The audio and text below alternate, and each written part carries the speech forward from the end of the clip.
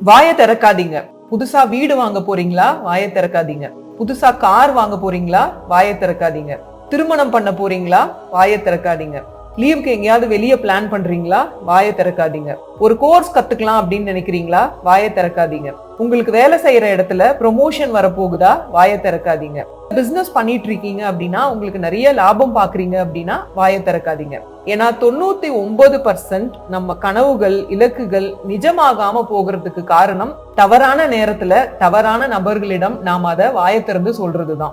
ஏன்னா அது நடக்கிறதுக்கு முன்னாடியே உங்க நண்பர்கள் கிட்டயோ உங்க உறவினர்கள் கிட்டயோ சொல்லும் போது அவங்க பெரும்பாலும் நீங்க சிறப்பா செயல்படணும் அப்படின்னு தான் நினைப்பாங்க. ஆனா அவங்கள விட சிறப்பா நீங்க செயல்படணும் அப்படின்னு எப்பவுமே நினைக்க மாட்டாங்க. அதனால குடும்ப உறுப்பினர்களா இருந்தாலும் சரி, நண்பர்களா இருந்தாலும் சரி, கூட பொறாமை அப்படின்றது கொஞ்சமாவது மறைஞ்சிருக்கும். ஆனால் இந்த பிரபஞ்சம் அப்படிங்கிறது உங்களுக்காக வச்சிருக்கிறத யாராலையும் தடுக்க முடியாது. அதனால பிரபஞ்சத்திட்ட கேளுங்க, உங்களுக்கு என்ன வேணுமோ அது அந்த பிரபஞ்சம் அள்ளி கொடுக்கும். புத்திசாலித்தனமாக இருங்கள். கண்டிப்பா ஞாபகத்துல வச்சுக்கோங்க, மீன் வாயை மூடினால் மீனவனோட கொக்கியில அது எப்பவுமே மாட்டாது.